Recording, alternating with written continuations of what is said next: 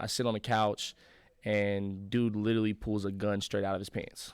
Boom, puts it to my head. Yeah. Yo, bro, run that. I don't want to kill you in front of your family. Whoop-de whoop whoop. And I'm like, yo, like, what? Like, this got to be a joke. Like, he's pranking me. Where's the camera? You know what I mean? And then as soon as I say that, about 4 more dudes come kicking in my front door, running in with, I'm talking about like fully automatic AK-47s, Glocks with 50-round drums, like crazy. Right. So you just had an active shooter threat. No, this is Tell Jay. us about this, bro. Tell us You about saved this, his life, brother. I saved this man's life today, bro. Like, literally, bro. I'm a lifesaver.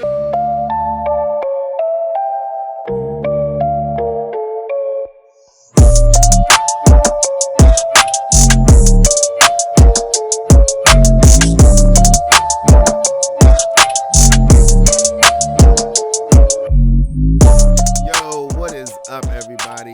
It's your boy Jay, man. We are back.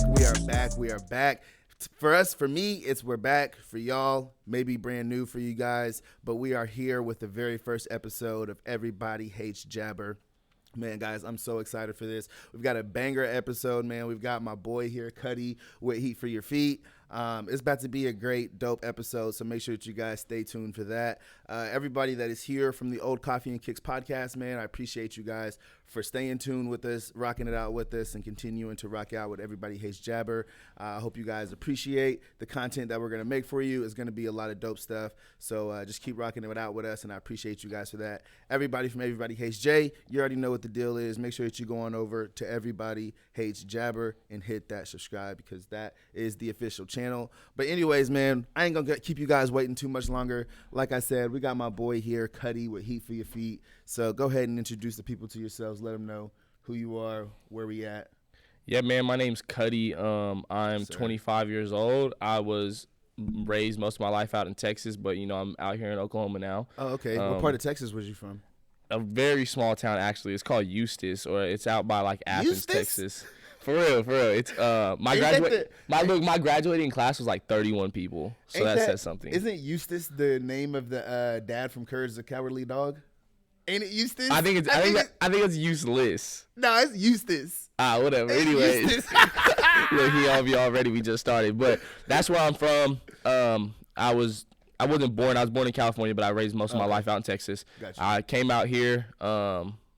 Hit some rough patches, met my wife, settled down, and now this is what I do full time. So yeah, I'm the owner of Heat for Your Feet. We also have a YouTube channel, Heat for Your Feet TV. We've been inactive for a little while, but as he said, make sure you go hit that sub button. Hit that sub. He might, help me out with the podcast channel sooner or later, but you never know. But yeah, check us out on social media. We also have a website that we just recently released, so you can see a lot of our inventory on there. We also do wholesale to bigger stores if you guys are ever interested. Fire. So the whole rundown, like I said, so right now we're in Norman. This was your second location, but now your primary location. Yep. So kind of take us through like what it was being like, because before this we were in Midwest City, right? Correct. I was out there for almost 4 years. So like, what's the difference like between Midwest City now and being here in Norman? Oh, that's a touchy subject, because some people might get offended by the way that I say this. Yeah. In the aspect of money-wise, it's more money but less money. Right. Midwest City is my stomping grounds. I always grew up on a rougher side of the city, if that makes sense. So Midwest City is a great city, but it's also a little bit rougher than what Norman is. Right. Different type of life, different type of people, different type of community, finances, income, everything is completely different out here. Right. But on the aspect of, do I like it better? To be honest, don't hate me, all my mid-dub people, but I do. Yeah. It's a lot more relaxed out here. It's super. You got to kind of watch over your shoulder no matter where you're at. For sure. But here, it's a lot less. You can ask Esco or anybody that's here. It's a lot less. It's more relaxed. Yeah. We spend a lot more time on our store, as you see. We put a lot more money into, trying to make it be a little bit more of like a comfortable setting rather than a hangout, if that makes sense. Our last store, as you know, we had basketball goals, we had TVs, we had game systems, all that stuff. So it was super dope, but the families that come shop kind of felt unwelcomed because you had so many people in there hanging out, playing basketball, playing games, doing what you want to do. But yeah, I love it out here. I love OU. The college shows us a lot of love. So like you said, like growing up in like Midwest City, let's take it back a little bit. So kind of talk a little bit about like what it was like growing up for you in Texas and then coming over here to Oklahoma. Yeah, so I grew up real rough back whenever I was in California. My parents weren't the best parents. We went into foster care for a couple years. I got out. My grandparents took care of us, and I lived with my grandma and grandpa from probably like 5-6 years old all the way up until I was about 14. Yeah, they took great care of us. My grandpa owned a business. I had a good life then. Yeah. I won't sit here and say that I didn't have a good life. I was taken care of. But as I started getting a little bit older, I kind of fell in with the wrong crowd. That's so crazy, bro. Like, Yeah. I literally feel like I'm sitting here talking to you right now. Like, you're telling me my story. You know Literally, what I mean? bro. Like, I this completely. is crazy. It's crazy. I fell in with the wrong crowd, unfortunately, and I don't even need to say unfortunately. I guess it's fortunately because it made me who I am. So I can't ever regret it. I would never take any of it back. I take back some of the heartfelt and heartaches that I gave to people. Yeah. But my grandma and grandpa got divorced, and about a year into that divorce, it was really rough on my grandma being a single parent. She was still trying to manage everything. She took care of me, my older brother, my older sister, and my older cousin. So I was the youngest, and we stayed in a 3-bedroom double wide trailer. So it wasn't the best, but it wasn't the worst. I can for sure say we never starved, we never hurt for anything. But whenever I started getting in trouble, she kind of had to let me know, look, I can't be responsible for you. She was an older woman. She had to explain, like, you're too much for me. Yeah. She said, you gotta settle down. I didn't settle down. She said, hey, you gotta go. And I don't hate her for it. We don't talk too much this day, but it's my grandma. I love her to death. She turned me into who I am. But that's when I moved out to Oklahoma, and I lived with my sister at like 14 years old. She provided for me, took care of me, and from there the story gets real deep. I don't know how deep we need to go, but we can. We're going deep, baby. Okay. We're going deep. So, being with my sister. Just as long as you don't start crying, because we don't do. No, just play. Oh, you never know. Hey, bro. if you need to cry, bro, we'll grab some tissues, bro. Let it out. Might shed a tear or two. You never know. So with my sister, me and my sister have been super close our whole life. Yeah. She fell into some hardcore drugs back when she was super young, about 14 years old. Yeah. And she had spent some time in rehab, bounced into foster care for some years. And it was kind of a hard situation that she couldn't fall out of.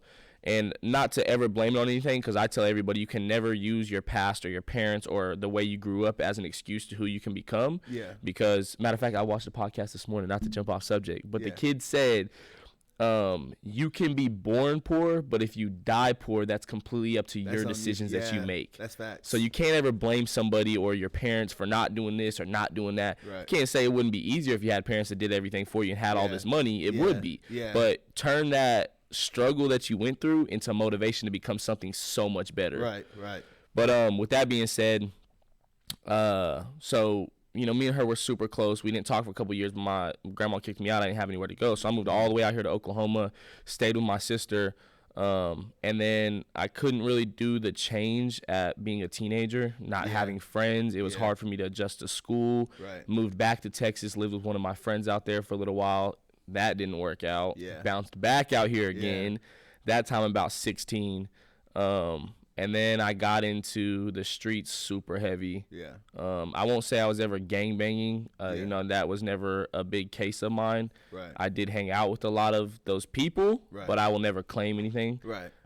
It was more of the drug side of life. Yeah. I got into trapping, as you guys call it. Yeah. And that's what I did for my income. So at like 16 years old, I was paying for my own apartment. I had my own car. I was living life. And then I slipped up and got caught up. Mm-hmm. Caught a case. Yeah. Got it easy. And then caught another case.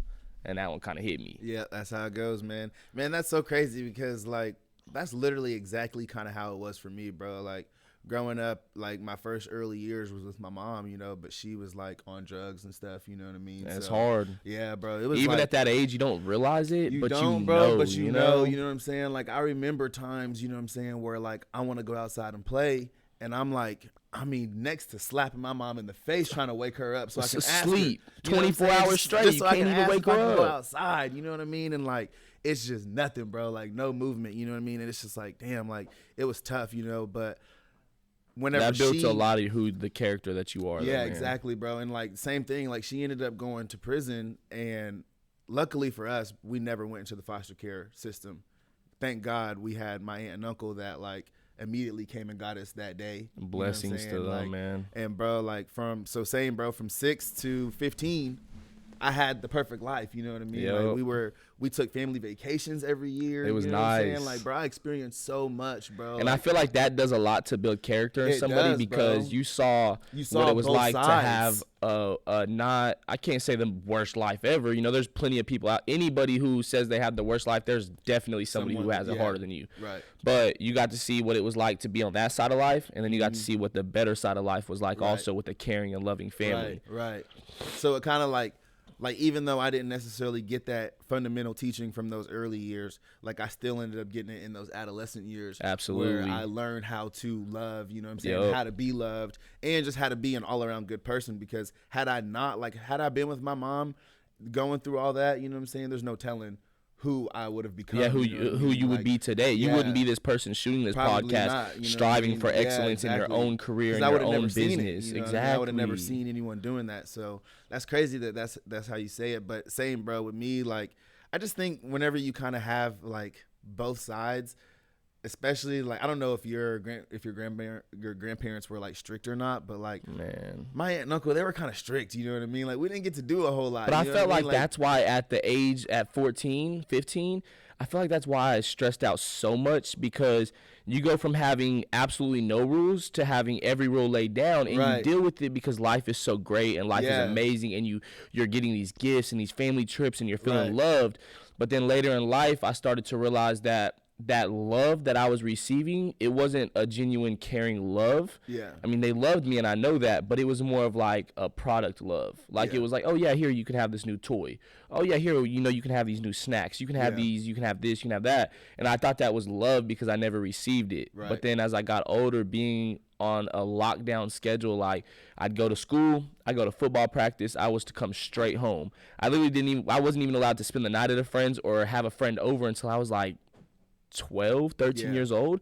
And that played a big effect on me being a teenager, not being able to have a friend that, hey man, you want to come have a sleepover? We can eat snacks, watch movies, we can hang out together, we can do this and do that. And so whenever I got to a little bit of an older age and I had friends who had cars or anything like that, I was gone. I was never around. It did not matter. I just wasn't there. How you doing?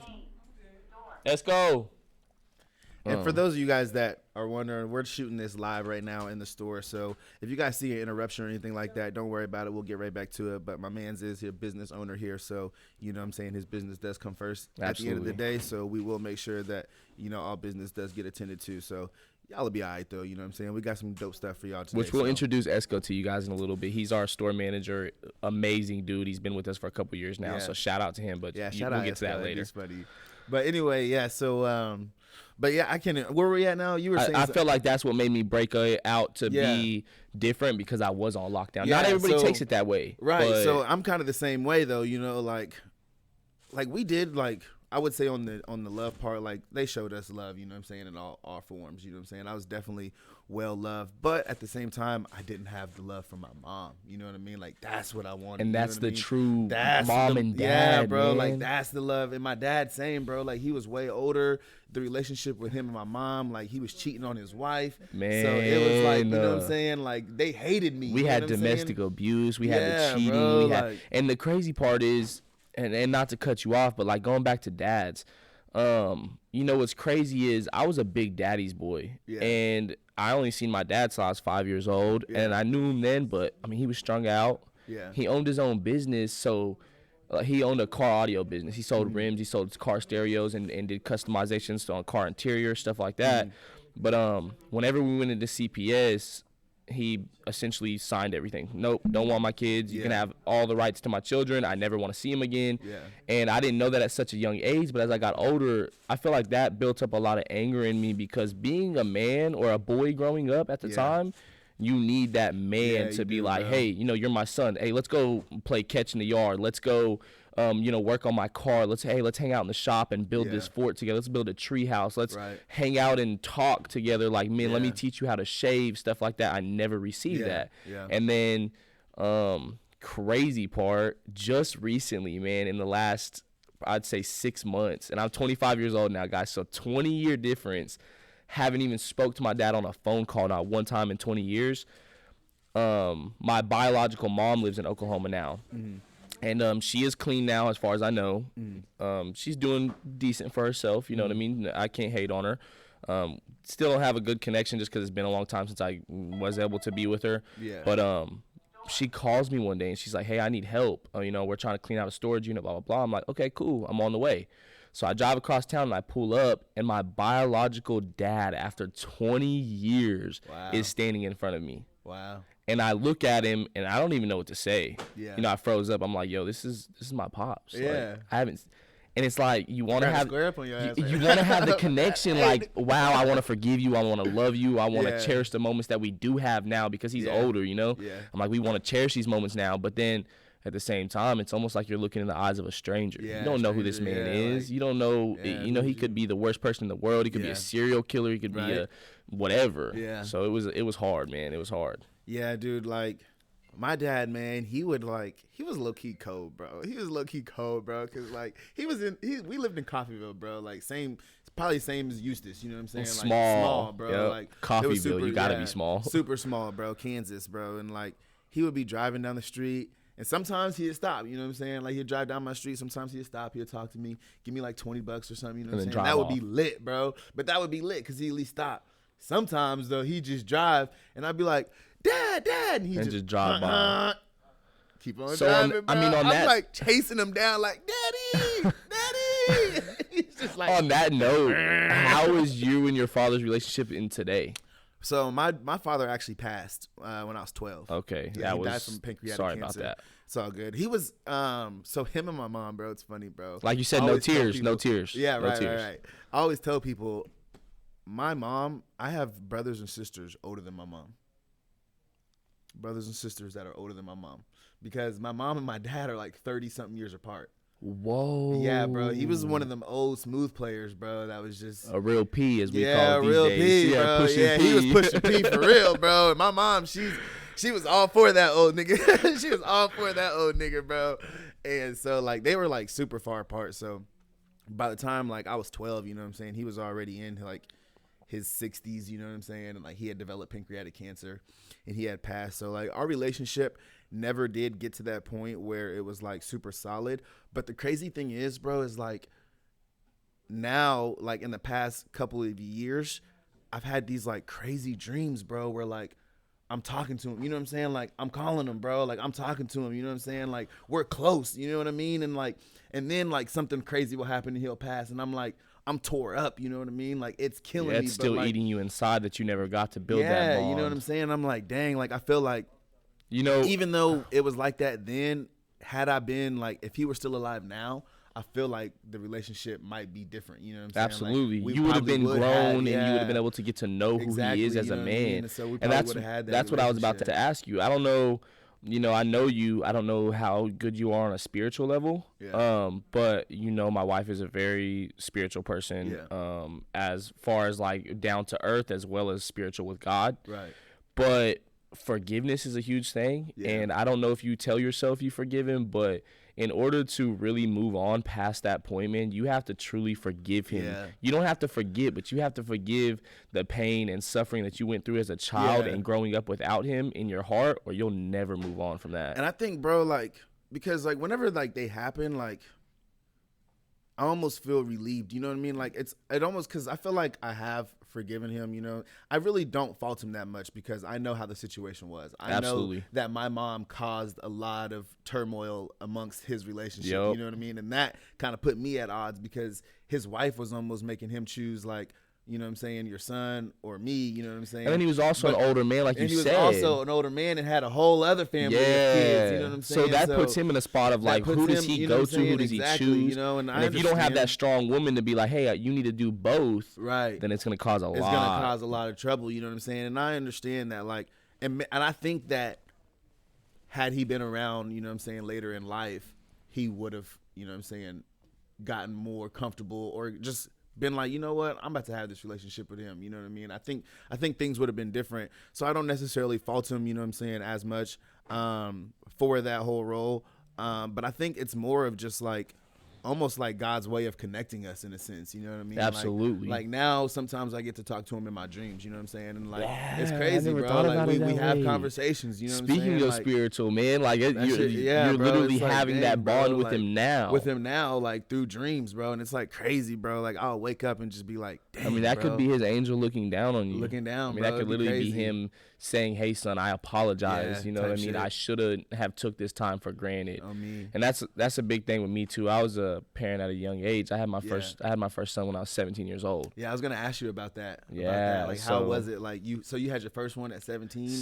Crazy. That is crazy. The craziest part, and people are gonna probably drop some hate comments on this, but with my first son, I just said basically like I came out here, I moved back to Texas for a little while.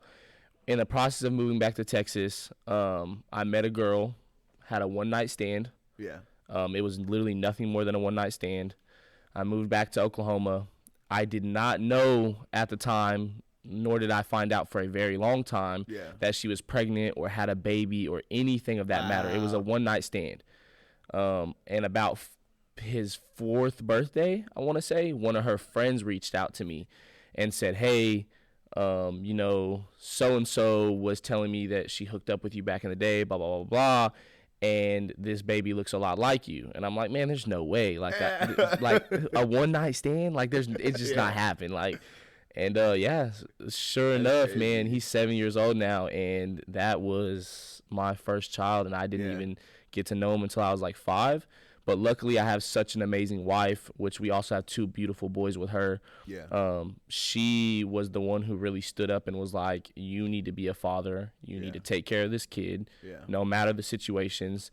And now, we're all super tight. They still live in Texas, but I get him every holiday. Right. Sometimes we'll just drive out there for the weekends, watch him play soccer. Yeah, a couple of times, like, your wife was unavailable or something because she was taking him back. And that's what I mean by an amazing wife. She's young, too. We're both in our early 20s. Yeah. And she will literally jump up in the split second and drive 5 hours to pick up my son from Texas whenever I'm doing something else. No questions. She looks at him as if it's her son. Yeah. She treats him like her son. She shows no type of different attitude or love towards him. Right. I mean, anything she buys our boys, he gets, even if he's not down here. Like, which is how it's supposed to be. Shout out to her though, because even grown women at 40, it's hard for them to do that. Like so, that.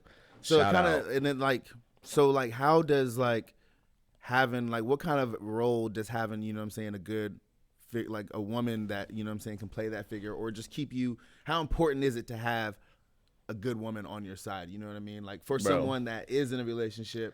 That's probably the best question you will ask in this whole podcast. And I only say that I am not a simp, but I'm not pushing P either. Let's put it that way. You feel me? But she gonna watch this and be like, oh, he's so cute. No, I'm not a simp. But we've been together, I say on and off, for like 7 years now. Yeah.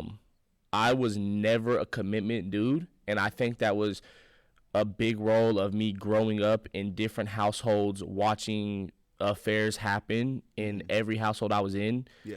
Going to foster care, watching families split up, my grandparents, my aunt and uncles, my mom and dad, my sister and her husband. Like my whole life, it was just split up, affair, split up, this guy, this girl, this, and it bounced around. So whenever I came into a committed relationship, I didn't know how to be committed. Yeah.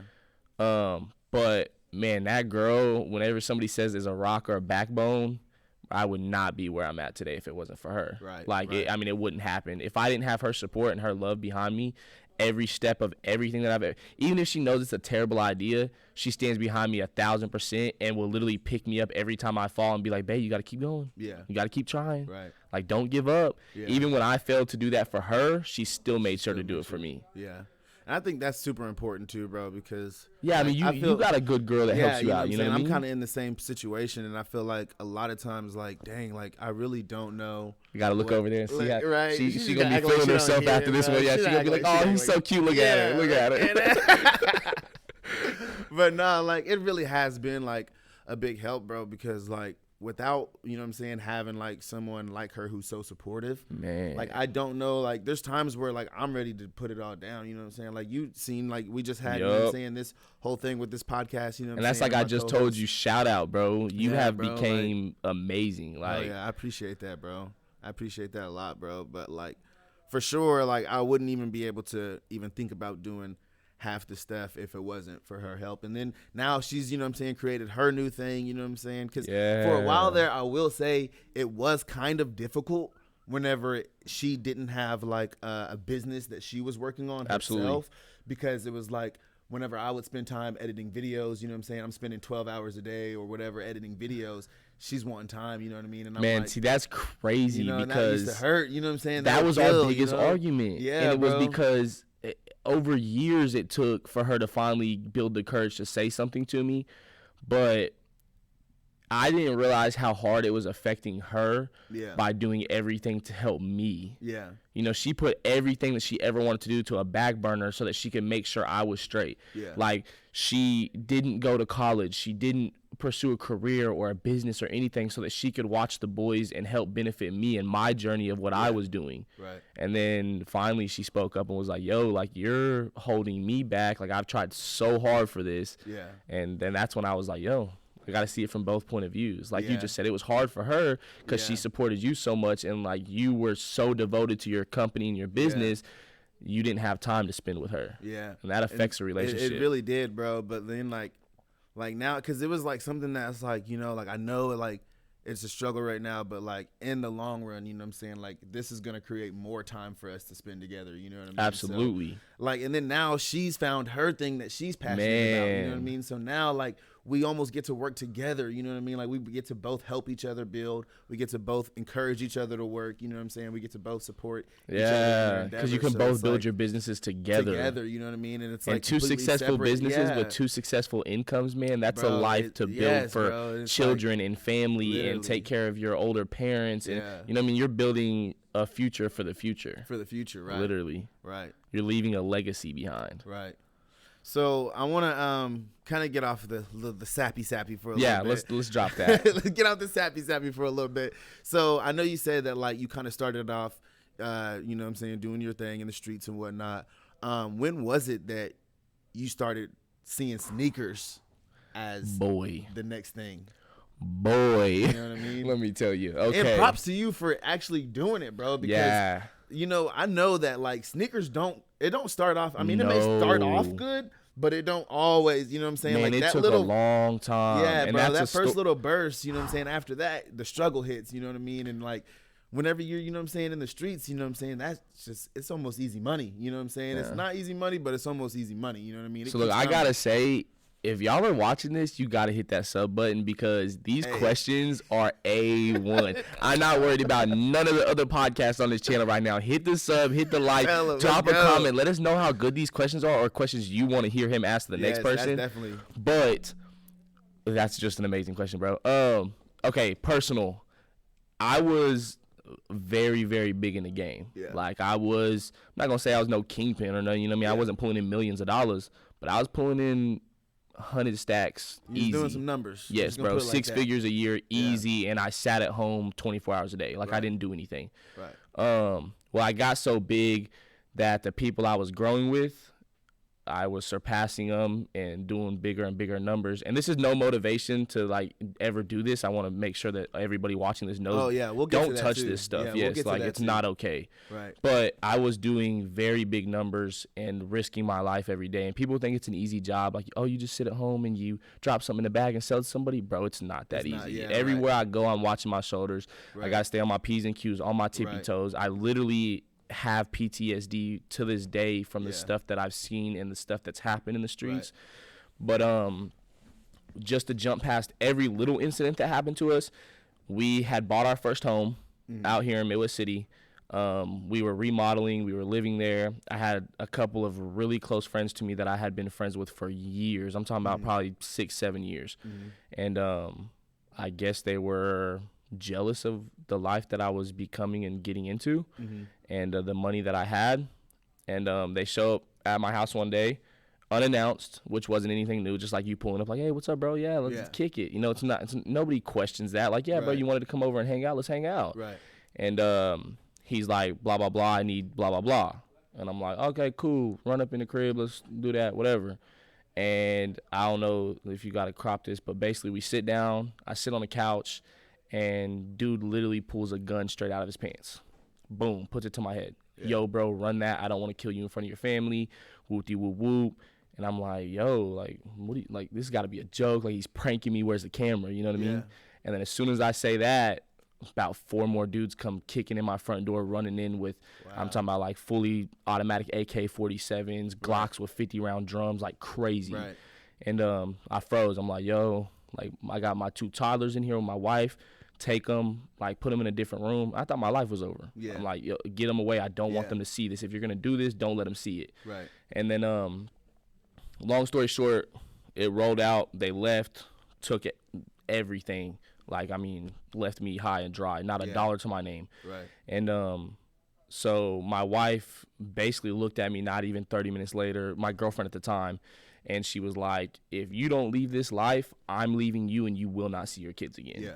And I mean, that was a deal breaker for me. My kids were everything. They were the reason I was doing the things I was doing. I wanted to give them a good life. I saw, like I said, I saw the good side of life and I saw the bad side. I had to make sure that they weren't going to see that bad side. And I went about it the wrong way, and I know that today. So literally on that point, on a drop of a dime, I said, I'm done. We moved out of the house, sold the house. We stayed with her grandparents for a little while until I could get back on my feet. And then I had a bunch of shoes at the time. Like, I was a crazy sneakerhead. I was rolling in money just like every doughboy does. I was buying all the new hot sneakers, all the new clothes. And so I told her, I said, I'm going to start selling this stuff on Facebook. Like, we got to figure out how to get our own place. Started booming. I had, like, all the OGs, Space Jam 11s, DS, 7210s, Gammas, like, you name it, I had it. The Fear Pack 4s, DS, like, bro, I was going nuts.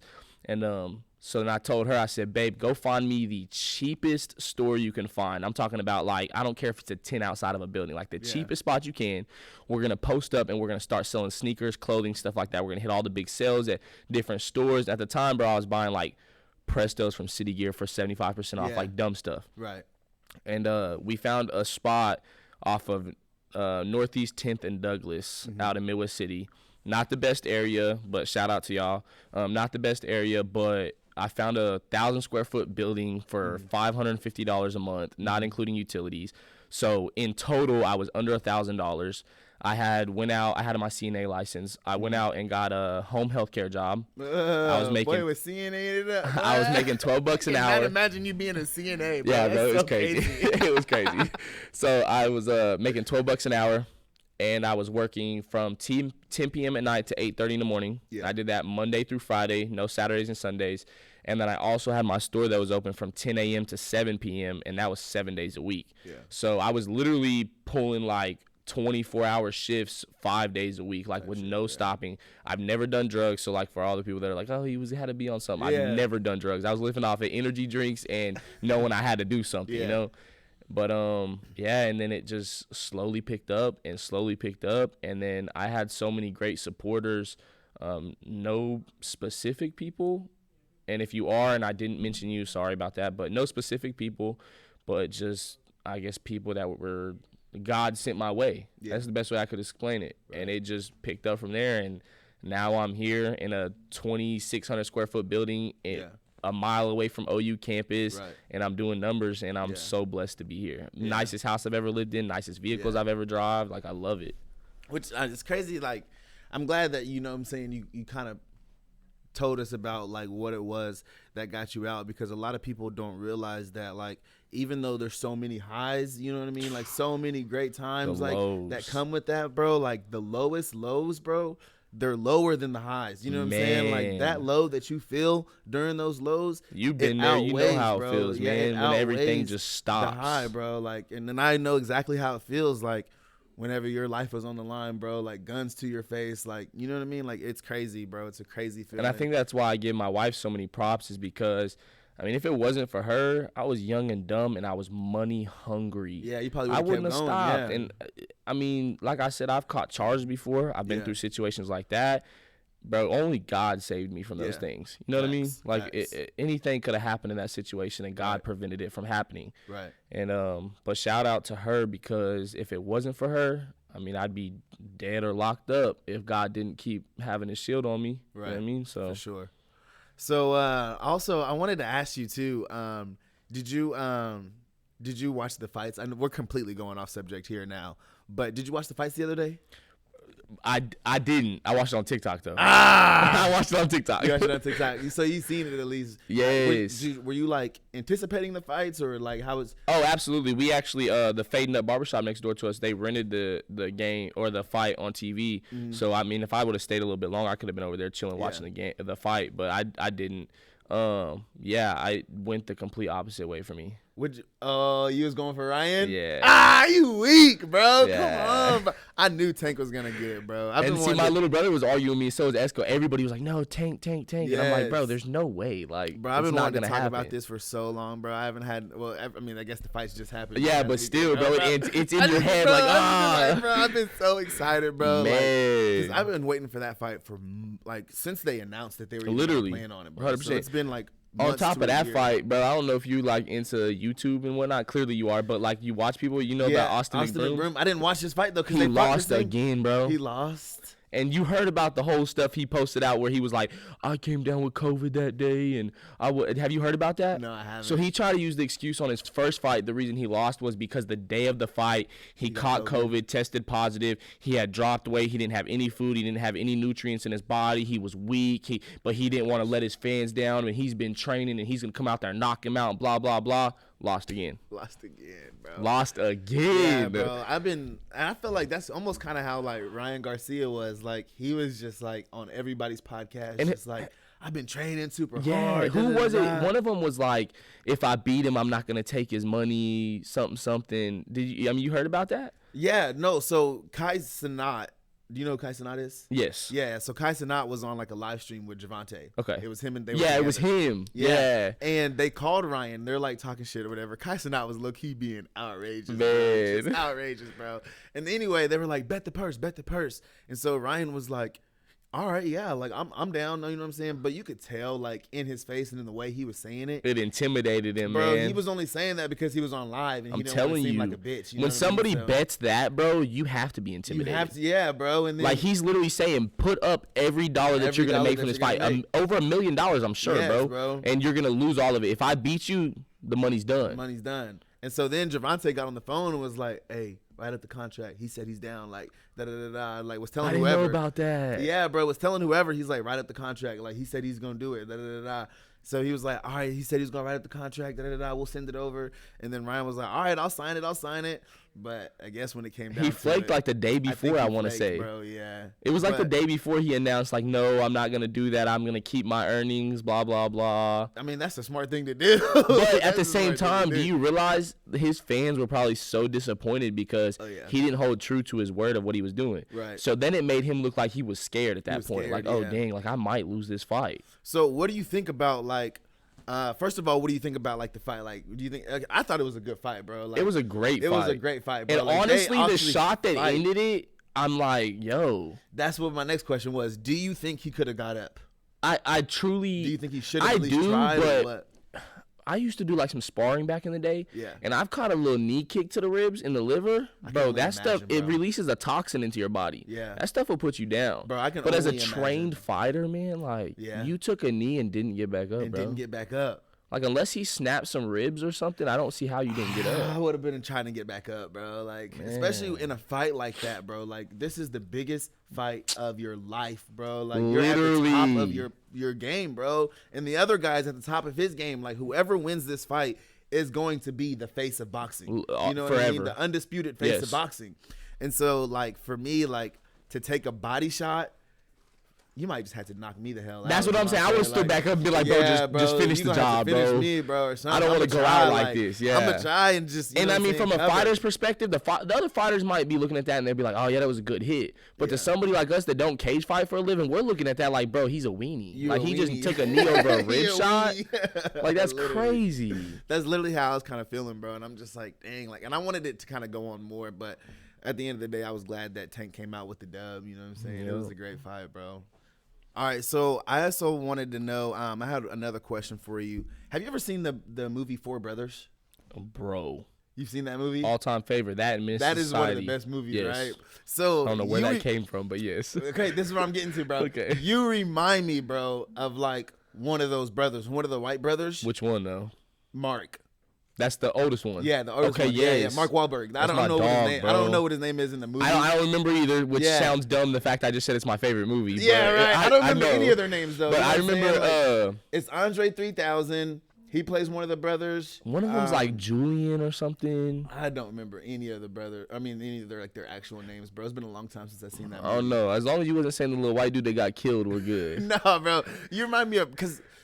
Like when I hang out with you, when I talk to you and stuff, bro, like you give me that presence that you've been around the hood. You know what I mean? Oh, like, for sure. But the good thing and the thing that I respect about you, bro, is like it don't come off forced. You know what I mean? Like At it all. Don't come off like I'm not trying too hard. It's just who I am. Hey, no cap, bro. And you know if I'm being honest with that, I really tried to like not do that because I'm trying to be more professional in the business aspect, and I'm trying to meet new business people and higher ups and stuff. But it's just like you can't, you know what I'm saying? Like you can lead the horse from water, but you can't. What is it? You just can't make them drink. At all. So like it comes through. You know what I'm saying? And like, but I appreciate that because you're not afraid to be your authentic self. You know what I mean? You're not afraid to be that white boy that got a little, you know what I'm saying, a little bit of funk in him. You know how to get dirty with it. Yeah, you know what I'm saying? Like one of them ones, like he invited to the cookout. Regardless, you know what I'm saying? All the coming time. To all the park, get together, you know everything. So I want to know, like, what was it like being the white boy in those environments? Man, if I'm being honest with you, most of my life I didn't see much of a difference in it growing up. Right. But as you start to get older, you get a lot more of the OGs and the old heads that's around, and you get a lot more of the black side of the community, and they don't agree. So, like, one thing I had to check myself on was saying the N-word, you feel me, as a homie. But, like, you know, so the OGs still don't respect that regardless of who you are. At the end of the day, you still a white boy. Yeah. You know, and that's when they're like, bro, you trying too hard. Like, cut that out your mouth. And there's a couple of people that I really beefed with over that because I didn't see it like it was a disrespectful thing for me. I'm like, bro, I don't know who you talking to. Like, you're not going to check me on saying that. It is who I am, and I'm going to be that person. But then also my wife's black. So she kind of put it to me, too. Like, you got to realize, like, these older people, they didn't grow up how people your age grew up. You feel me? Like, they grew up on a different side of life with different mentalities and different types of the white community being the way that they were to them and their ancestors and whatnot. So I had to find out a respectful way of going about that. And it still slips out sometimes, and I tell myself not to because I don't even want my sons to have that word in their vocabulary. But, it was when I got older, it started getting worse. And I feel like when I started running the game in the streets, it really got bad because I was around nothing but those types of people, and they started looking like, oh, it's a little white boy. I can get him. I can punk him. I can take him kind of thing. So it made me have to stand 10 toes harder, like almost like I was on 20 toes. You feel me? Like I had to stand twice as hard as everybody that was around me because everybody wanted to play with who I was. Right. And they always, like you said, oh, he just trying too hard. Oh, he ain't really like that. He ain't really about it. And I had to show people, like, bro, I'm really that guy. Yeah. You know what I mean? Like, I really do this. Like, that's what I tell everybody. Like, straight up. This is who I am. You going to like me or you not going to like me. And luckily, I've always been a pretty easy person to get along with, but not too many people like me. In the sneaker game, though, something I've noticed, a lot of the people who do this, no disrespect to anybody, but a lot of the people who do this came from good backgrounds and had parents that gave them a lot of money and still give them a lot of money and do any and everything that they want them to do. And, oh, hey, Pops, can I borrow 10 grand for a loan to do this and this and this? I never had that. I started from the ground up. Like, if you would have seen my first store, I had maybe 20 shoes, and it was all my personal shoes. And that's why, like, people will post old pictures and be like, oh, if you was an OG, you know about this kind of thing. And that's the truth. Like, if you really was rocking with me, then you know where I came from. And that's what I feel like. If more people knew the lifestyle that I had to go through to get where I'm at, I get a lot more respect and a lot more business from that because they see, wow, this young man went from something crazy and negative in his life and made it something positive. Yeah. And that's like one of the big things that I want to highlight on this podcast, bro, is like there, you know what I'm saying? Like there's people that have made success stories that have come from all types of different, you know what I'm saying, backgrounds in life, bro. And like, I don't want to shame no one for like their background, you know what I'm saying? Like even the kids that do have the parents, you know what I'm saying? Because at the end of the day, because if I can do that for my kids, I'm gonna do it for my kids. Right, bro. That's what I've always said, bro. At the end of the day, I hope I can give my kids the keys and be like, "This is your shop. This is your brand new truck when you turn 16." Like, you know what I mean? That's the goal, bro. Like for me in my life, bro, when I think about having kids, I want my kid to be that. You know what I'm saying? But there's a way to like. There's also a way that you can train your kids to still be grateful, to still be hard workers, and that's the difference in people. Still have things given to, you know what I'm saying? Like I had an advantage in life, like Tanner, for instance. You know my boy Tanner, factory laced. He has a good family. Yeah, and his dad gangster too, though. I ain't gonna lie, but he has a really good family, and you know, they will help him in every aspect that they can help him, but they will never just hand him anything. Yeah. And when I first met him back in when COVID started, actually, and that's we locked in for real nowadays. Yeah. It's like a brother to me. But back when COVID started, hitting me up, and I used to think like, oh, bro, this little 17-year-old kid, like his parents is rich. They giving him all types of money. He's pulling up in lifted trucks and 5.0 Mustangs on bags and all this. Yeah. Then when I got to know him, bro, he don't get no help. Like the help he gets is, hey, Dad, I'm having trouble with these taxes. Hey, Dad, can you help me file a business? Hey, what do you think a good business opportunity would be? Yeah. And that's when his mom and dad sit down with him and they explain to him, hey, check it out. This is what you need to be doing. Yeah. This is how you build credit. This is the credit card you need. This is how you need to invest your money. Right. And that's what I feel like parents need to do instead of being like, here's $100,000. Go ahead and do whatever you want. You know what I mean? Right. For sure. So I know we got you got Esco, you know what I'm saying? Like we was talking about him earlier. Let's bring him out a little bit, see what he's talking about. Eskeezy. Escobar. Look at him, man. Watch what hey, we gonna steal him from y'all for like 20 minutes. Pull my hoochie daddy shorts down. Yeah, me, bro. I just be shit. Let him funny breathe. Though. Hey, speaking of shout out, you know me and Jay matching. Gonna wear them? I swear I was gonna wear those today with my Heat for Your Feet, but I couldn't find my Heat for Your Feet shirt. I was like, I'm not gonna wear them. Yeah, I almost wear the same shirt he's got on right now. See, you have that shirt? I never got one. Yeah, bro, because you ain't got the drip, bro. He didn't come to that event, did he? No, I don't think you were It was there. just me and Ash. Yeah. It was Kansas City, Missouri, and it was lit, bro. Yeah, that was a good It was a small event, but it was lit. Hey, that's one of the soul swaps. Took the car from. Yeah.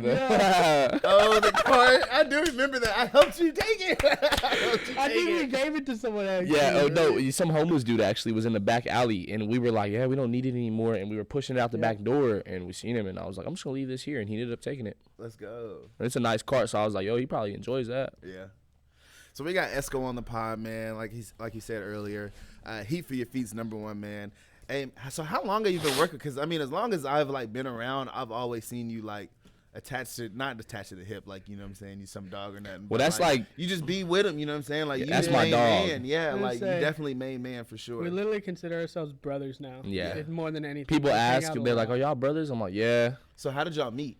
Well, it all started when I started reselling. He was taxing. I was taxing. You was we used to talk crap, bro. He'd come in to sell shoes, and I look at my boys and be like, bro, why is this dude trying to sell me shoes? Like, ain't nothing changed, boy. Don't tell everyone that. But, yeah, just started reselling to him. And then one day I saw they were playing Call of Duty. And I used to play Fortnite. I used to play Call of Duty. I used to play Scrims. And make money off of it, I swear. Oh, for real? Yeah, he was Twitch streaming, YouTube, all that. Yeah. Oh, lit. Let's go. Yeah, I was a nerd. I'm not going to lie. I mean, that don't mean nothing. That was good money. Yeah. That's how he was making a living, literally. I mean, gamer's game, bro. Man. I ain't mad at you. But I ended up coming in, and I saw they were playing Call of Duty, so I went up to him like, hey, if I beat you in a 1v1, can I get a job? Well, bro, look, y'all up, bro. He asked for a job first, and I was like, nah, bro, like, we don't need nobody. Yeah. And this is at the time, like, we was starting to kind of get cool. He'd come hang out for a little bit, and one day he was like, y'all need anybody? And I'm like, nah, bro, we don't need, like, I do this myself. You know, I just want to, like, try to keep it a family-owned only. Like, nobody outside of family works for me kind of thing. And then he came back the next day and was like, we was in there playing 1v1 snipers on Call of Duty. And he was like, I'll beat y'all. I'm like, bro, you're trash. Yeah, like, you're not going to win. Because everybody that comes in talking about, like, and he literally said that. And I was like, bro, he was like, bet 100 or something. And I was like, bet you your job. And he was like, if I beat you right now, I get a job. And I was like, bet. Boy, they didn't have a head after I sniped them. Listen, bro, it was like 30-2. Damn. And we were taking people's money. Like, customers would come in, $20 bets all day long. We was taking everybody. Nobody had beat him yet. It was Eli, my curly-headed boy. Yeah. Nobody had beat him, bro. So I'm like, bro, there's no questions. Like, I'm finna take his $100 and his job. Like, he's done. Yeah, it was bad. Yeah. So, and when was that? How long ago was that? About 2 years ago. Yeah, probably like close to 2. 2 years ago now. And you just been rocking it out Always, ever since, yeah. huh? Yeah. So like, and even at first, honestly, whenever I hired him, at the time I was like, dang, like I didn't expect to give this dude a job. And he was like, bro, I'll just come help you work. Like you don't even have to pay me. Yeah. And at first I was like, cool, bro, like extra hand around, like it's my homeboy, whatever. You can come help out.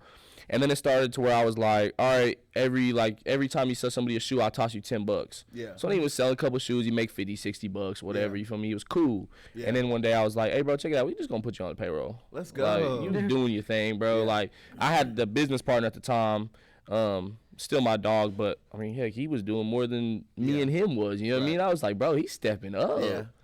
And so like, what was it like coming here and then like having like work, like you just putting in your groundwork, you just didn't even care, huh? You was just trying to be around sneakers, or like what was it that was like, I'll do this for free if I have to? Like, well, I've always liked sneakers, and I started reselling because I've always liked shoes. I had a good family, but I never had they ain't buying that shoes. stuff, though. I never had sneakers like Jordans and all that. I've always had Vans. He had a supportive family. Right. Yeah, more supportive. And shit. Exactly. But, on me, Crocs. He had so many Crocs. I had the Heelys. I had Crocs. Bro, Heelys went hard, bro. What? Heelys, bro. Don't say a word, bro. Still wear Heelys. Heelys was hard, bro. I used to be in if Walmart, there's anybody boy. who can make custom Heelys, I promise you I'll pay for it. I will buy them 100%. So, bro. like, I'll turn some Jordan 1s into some Heelys, bro. I'm trying to tell you, bro. Heelys was the shit back then. But, I got in so much trouble for that. I was a manager at McDonald's, and being a manager, I was making more money, so I didn't care to get paid off of him in general. Oh, okay. Yeah, he was doing it for fun. I liked reselling and Yeah. shoes in general, and just hanging out with them. And then I met a lot of new people, so I ended up quitting that just to work for him. Yeah. Yeah, he was working double jobs for close to a year. Yeah, for a year. And then, like, you just kind of get off there and just kind of come hang out and chill. Exactly. Lit. And I even told him, like, you still don't have to pay me. I will just come here and help you. Yeah. At that point, he was putting in so much work, though. I was like, bro, like, it's wrong for me to not pay you. Like, bro would pop up, he'd sweep, he'd mop, he'd organize shoes, he'd sell shoes to people. And at the time, like, it was kind of like antisocial, if that makes sense. Not necessarily, but like, me and people, he wasn't like us. Yeah, me and people were not in good terms. Yeah. Like, I didn't like people. Right. And it's probably because I worked at McDonald's and I screamed at everyone. I'm gonna keep it a buck. Everybody sucks at McDonald's. I used to work at McDonald's. I used to go in there and he'd be there like, all I did was tell you to make some fries. But mind you, this is a 17-year-old, 16-year-old kid that is literally managing a McDonald's, bro. That's crazy, So bro. it shows you his drive. Because I worked at McDonald's when I was 16. There's no way I was managing that. I was taking shots through the drive-thru, bro. I ain't even gonna lie. I was about to say, I'm hanging out the window like, let me hit that real Bro, quick. I literally, bro, because I would work the overnight shift sometimes. And one day at like 2 o'clock in the morning, everybody's getting home from the bars. And like some guys, this guy and his girlfriend that came through. And they were like, they was chilling, and I'm like, what you guys doing? You guys just got done from the bar. Where they're like, yeah, dude, we're drinking. And I'm like, yeah, let me get a shot. And they're like, for real? And I'm like, yeah. They're like, no way. I'm like, yeah. That would be Jay. Bro, I took the shot. That would be Jay. I took the shot, bro, and I'm like, yeah, slam it down. You know what I mean? Give it back to him. Feeling all cool, bro. I turn around, my manager standing right there, staring at me, bro, just like this. Were you done after that, or they let it slide? Bro, I looked at him, bro, seen him staring, and just started right back on the register, bro.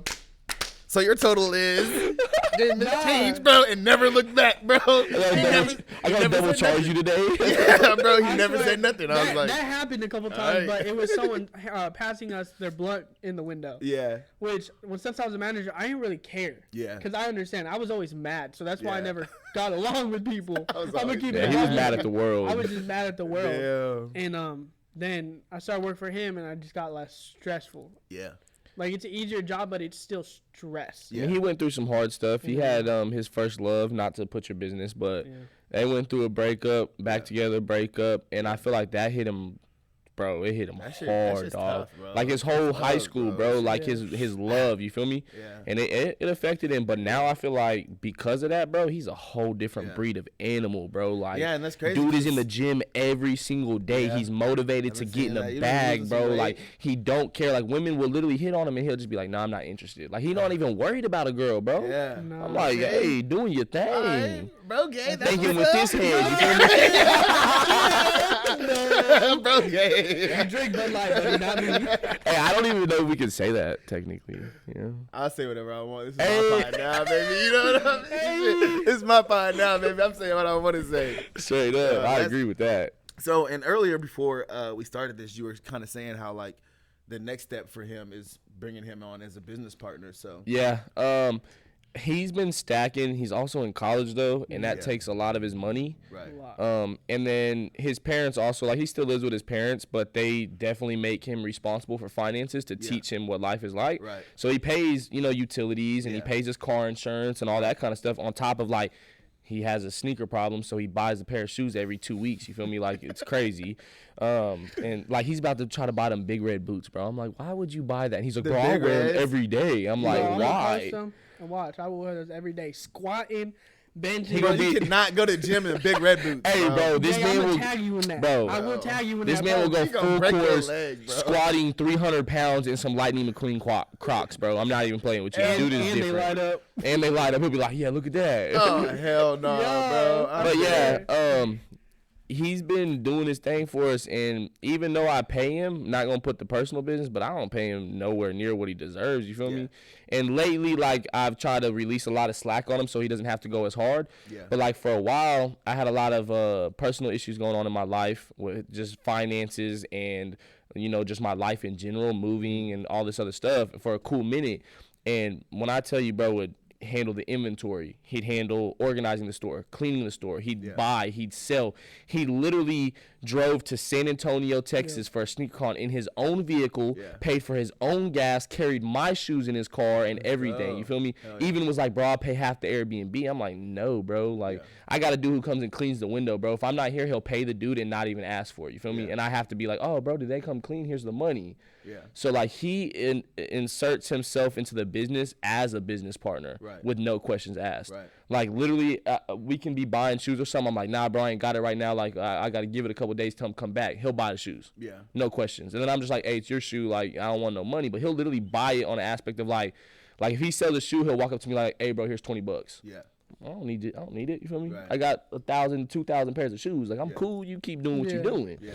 But he's just been so devoted to the brand. Bro, I think he represents my brand more than I do, if I'm being completely honest. Like, bro probably has 20 shirts with Heat for Your Feet, 3 different pairs of Heat for Your Feet shorts. Everywhere he goes, he's like, yeah, Heat for Your Feet, Heat for Your Feet. He has my store stickers on the back of his car. Like, bro represents everywhere. So like, what better has it been to like find someone that, oh my goodness, bro, is, you know what I'm saying, like, loyal? Oh my like, goodness. Do you feel like that's helped your business? Bro, we had a fallout one time, and I let him go over it, over a misunderstanding that I did on my part. Some stuff came up missing. I took it out on him thinking it was him, which was the dumbest mistake I ever had because he's never done anything like that. But you know how big of a pride issue it was for me to have to go back and be like, bro, please come back and work for me. And he, of course, was like, yeah, bro, no problem. Like, we joke about it. I'll be like, I'll fire your ass. And he'll literally be like, I'll see you Monday. I'll see you Monday. But yeah, it's been majorly beneficial to my company. Like, and you can ask anybody. People make jokes nowadays. They'll be like, dang, you're the boss in here? Like, where's the boss at? Like, you don't even come no more? Like, well, I mean, half the time I come into the store, whenever you're in Midwest City, it was Esco in there. Every time, bro. And that's when I was having both of the jobs, and I was still coming. Oh, really? And I do, like, a lot of the behind the scenes. So, like, a lot of people think I'm sitting at home relaxing. Bro, I'm on a laptop. I took him a day before, too. I took him one day with me also and was like, because he was talking crap, like, bro, all you do is chill at the crib, like, just being funny. And I'm like, you know what? Close the shop for today. You won't run around and see what I do every day. And you can ask him at the end of the day, it's not even 7 o'clock yet. And he's like, bro, I'm ready to go home. And then it's mentally draining. Like, you know what I mean? But hopefully... I got to figure it out. I'm not big on the business either. Like, I'm still learning it myself, but we want to inquire him into some type of like equity of my company. So instead of making an hourly pay, essentially he gets equity off of every sale. He gets profits off of everything that the business makes. He's on the business licenses. You know, the LLC company says blank Escobar. You know what I mean? Like, he's legit. You know what I mean? And my cousin though, he in the back. And the cool thing is, like, he's so devoted, bro. He's had opportunities. Like, he just had an opportunity to get on at Tinker Air Force Base, for instance, making $22 an hour, full benefits, health care, dental care, everything. And even his family, like, I like his family, no hate, but even his family tell him all the time, like, when are you going to get a real job? When are you going to get a real career? Selling shoes ain't going to do nothing for you. And he's just like, nah, like, it's going to pay off. Like, this is going to do it for me kind of thing.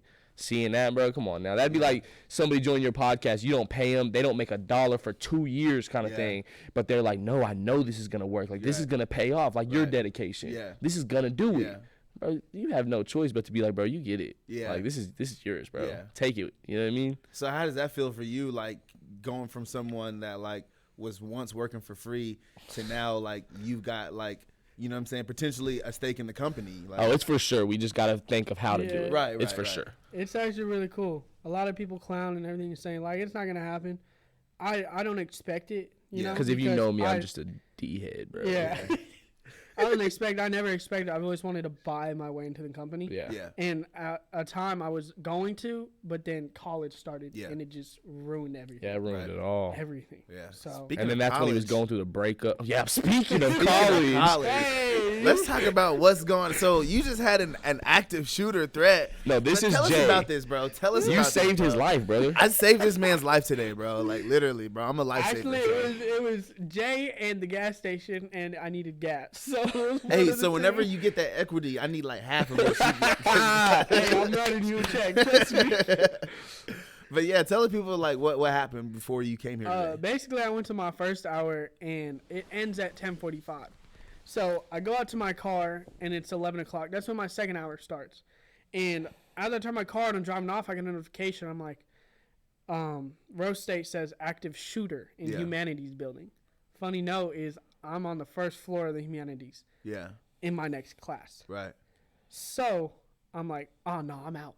Yeah. He's talking about, no, bro's in my shop talking about I gotta drive back up there and save the day. Come on now, bro. What you gonna run up in there with these guns? Right. Like, what you gonna do? You see these? So like you were supposed to be going to class, right? Oh like, yeah, 100%. And the only reason why you didn't is to come here. You wanted to be on the podcast, bro. On the podcast, really. And it was kind of weird though, because I did walk into my Humanities building. Yeah. And it was just like, no one was in there. Yeah. And so I'm like, all right, no one's in there. I'm out. Yeah. And that's when I started coming here. And then, yeah, I saw it because they texted it again. And like, it is not a drill. I was like, oh. That is crazy. Yeah. Bro. So thank you. Lifespan. Yeah, and then they just sent him another text not too long ago. What did it say? It said something about we're aware that police enforcement is on scene and this will be handled. Stay sheltered in place. Exactly. Wow. It says panic button. And then everything was getting cleared out at that moment. Yeah. That's crazy. I think someone actually got shot though. Yeah. Really? Yeah. It said active shooter, so it was literally somebody up there like, bow, like really doing it. And now he's had like 50 calls in the last 30 minutes, but we won't say that. Bro, it's crazy how like I just remember seeing not that long ago, like they just had like a list of like all the different schools, bro. And like it was like a list that went on like that. Like you just kept scrolling. Oh, yeah. Of all the different that's why I'm so schools where scared they of had, having like, my children in shootings, school. bro. And it's crazy, bro. It's like, what is going on, bro? Like, why are people targeting the schools? You know what I mean? Like, is it because like they get so much publicity? Is it like that's what I was gonna say? Most of the time, and I don't care who you are, I don't care what happened to you, it's no excuse. There's no that excuse, plain and simple, bro. Yeah. So don't think I'm saying this podcast to like take up for anybody, because I don't care who you are. You can be the president, you can be my best friend, bro. You deserve what you getting. You feel me? But I feel like they do it because a lot of those people go through like being bullied or never seen in life. And so they do it on like an aspect of like, oh yeah, everybody's going to know who I am now. Yeah. You know what I mean? And then they take that anger out on the only people that they know they can take it out on without repercussion. Like you run at me with a gun, you know what's going to happen kind of thing. You see what I'm saying? Or him or anybody who does what they do. Like, you know, I'm licensed to carry. I'm legal. I'm 100%. If I see you carrying something and I'm threatened, I'm going to do it before you have the chance to do it. But with them children, what are they going to do? These teachers that are in this classroom that work a teaching job, and I'm not saying they ain't gang gangster because some of them teachers really like that. They like that. You know what I mean? Like, what are they supposed to do, bro? Right. They're there to protect some 5-year-old kids because most of the time it's young kids. Right. Yeah. And the shooting, like, I don't know if you know, Norman just had an active shooter 2 weeks ago. Yeah, literally. I did hear about that. Yeah, like, it's crazy, man. Bro. And, you know, OKC now, they're saying that our city is a higher crime rate than New York City or Chicago. Right. Like, bro, those are cities with 10 times the population, but our crime rates are higher. Yeah. Well, I think that they also go by population. You know what I mean? So, like, the amount of people that we have. Okay, that makes sense. Compared to the amount of people that makes sense. Like, we have a quarter of their population with a big crime rate, so you have to so it's like triple it up. Yeah. Okay, that makes sense. Because I think for one time, like, Coffeyville was, like, the #1 highest crime rate in Kansas. And you're like, bro, there's no way. Bro, what is going on in Coffeyville, bro?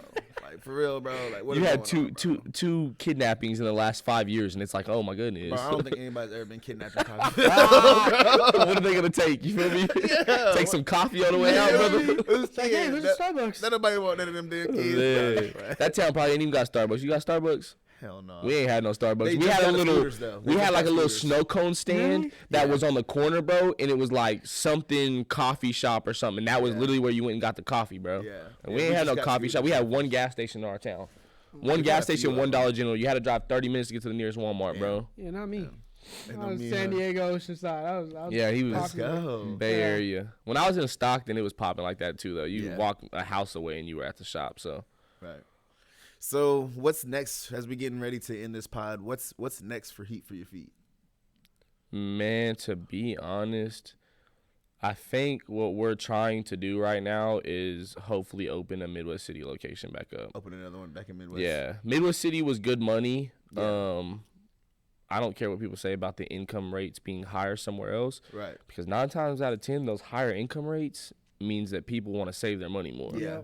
So like, or they don't understand. Like a lot of those people don't understand the reason why they're paying $300 or $400. We get it all the time. People are like $500 for some black gas. Like we were tripping. I'm like, bro, that's $1,000 shoe. Right. Yeah. But they can go find them and everything. We're like, yeah. People be like, well, I can find them online right now for like. We had a lady, for instance. I hope she's not watching, but we had a lady, for instance. She came in and bought some Red Thunder 4s in a 5.5, bro. We sold them to her for $259, $260. That's a steal for a brand new pair, bro. Market right now is like $360 or something on StockX and Goat and stuff.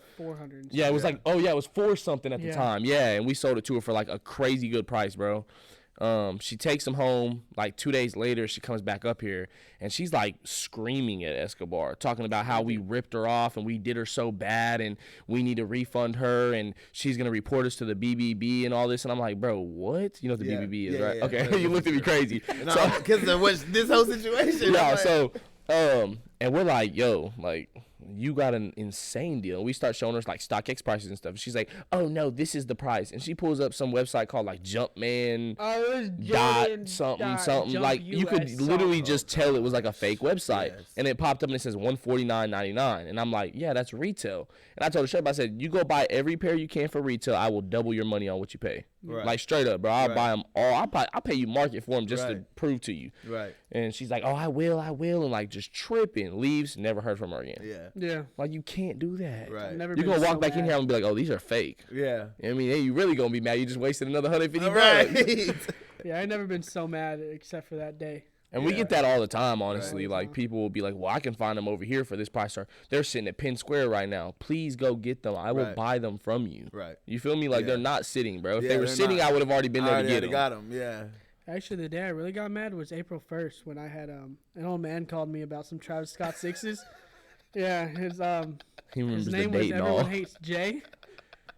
Don't ever do that. You did that? Yeah, I still haven't even posted it. I need to post it. I'm gonna post that. Bro, I was like, why is he yelling at me? Stay tuned for that short, man. Yes, bro. That is so funny, bro. I'm definitely gonna post What was he that. saying? I was just going off about some fake Travises. Yeah, you just gotta wait till the short comes out. Y'all Did he handle it good or no? Huh? Did he handle it good? Yeah, it was perfect, bro. It was like, it was almost to the point where like I was running out of stuff to say because he was just like, you know what I'm saying? Like he was just being professional and was just like, basically just not giving me, you know what I'm saying, room to like make more stuff. He was just like, I'm sorry. Like, I was close, but I'm like, nah, that well, the crazy part is, 5 years of business for us, we've had one fake pair. Yeah. One fake shoe. And it was in my first year of business. And it was some Travis Scott Air Force One, or maybe my second year. Some Travis Scott Air Force One, the sales, the white canvas material. And I bought them off of a buddy of mine. So I'm like, oh, it's good business, whatever. You feel me? Next week, bro, he moves to Florida. Oh. So I'm like hitting him up like, yo, bro, like, what's up? Like, I didn't even check these out. Now I know they're fake kind of thing. And he's just like, nah, bro, nothing you can do. And I posted a TikTok about it. You can't find it now because they took it off for fire guidelines or something stupid, like because it had flames in it. But, yeah, we lit them on fire and dumped gas on them and stuff just to show people, like, I promise you, like, we would never sell you bad products. Yeah. And if it ever does happen, not only will I refund you for that shoe, I'm going to give you credit to my store. You're getting a free pair. You feel me? Yeah. Like, that's how terrible I'm going to feel. Like, I'm so sorry that happened to you. Right. Whoever checked this shoe was just a... I'm dummy. trying not to cuss. Yeah, dummy. You feel me? So, yeah, we always make sure. But he was probably thinking, like, bro, you did not buy this shoe from us. You're tripping. Like, take it somewhere else, buddy. I don't know what you want me to do. I was silent, like, half the time. I was like, nah. Yeah, you're tripping. I did not remember selling you that shoe. Yeah, it was a good one. I'm definitely going to post that. I forgot all about it, low-key, till you just said. Really? Yeah. But anyways, man, I think that's all the time that we got for us today, man. The Heat for Your Feet podcast. We appreciate you guys for tuning in. Go ahead and shout out to the people, all your socials again, where they can find you, address, and all that good stuff. Yeah, number one, shout out to the wife. She's probably not even going to watch it, but... Hey, no, she gonna watch this one, man. She gonna watch this one. Shit. Shout out to her, for real, for always being by my side and helping me build everything that I did. But... yeah, check us out on IG at H4YF_ with the number 4. Also on YouTube, Heat for Your Feet TV. I guess I'm going to go ahead and get the podcast jumping now that you're going to help me out on it. So you'll start seeing him literally at least once a month on our podcast. Let's go. Hopefully we can return the favor to him. Oh, yeah, definitely. So make sure you guys drop a comment on here and let him know that you guys liked seeing us here. Yeah, and we can keep it running. Let's go. But, yeah, I mean... You guys don't need my personal stuff, so Heat for Your Feet _ Heat for Your Feet _ Norman. That's our backup page. You can also click the link in our bio for our website. It'll show you about 75% of the inventory that we have in store. We also do big buyouts for bulk stores. We have a store literally here from Texas right now, as you've seen. Right. I don't know what he grabbed, like 50 pairs probably. Yeah, just about now. Yeah, so he's going to grab a good stock. So if you're a big store, we can probably send you list if that's an option. Only if you're serious, don't hit me up if you're just going to waste my time and make me type up lists for hours. Bro. But Esco, do you want to shout yourself out and tell people to follow you? I mean, all right, and that's going to be the end of the pod today. I'm just playing. No, I'm going to give him a shout out, bro. Shout him out. That hurt my feelings. No, I'm just messing around. Shout out to my Instagram. Let's go. I'm just kidding. Go ahead, brother. You don't have a dad. Shout out to my Instagram. You hear me? You just threw it at both of us, bro. What was it? Huh? Sorry, we didn't hear it. Oh, my Instagram? Yeah. Esco _405. He's also a reseller, so you guys can check out his personal stuff. Also, hit him up if you ever want a size list or inventory stock of what he has available. He's not up on a major scale just yet, but, I mean, he's doing the dang thing. And then y'all know my boy Jay. So for sure, man. We'll drop all those links down in the description below so that way you guys got easy access. But, man, we appreciate you guys for watching. Appreciate you guys for staying tuned. Make sure that you hit that like button, hit that comment section. Let us know how you feeling. Drop a comment for us. If you have any comments, any questions, let us know. And make sure, most importantly, you smash that subscribe. Until next time, that bro, break that subscribe button. Tell them, bro. Till next time, everybody hates Jabber. We out. We out. Let's go. That was good, bro. It was fire. Super fire.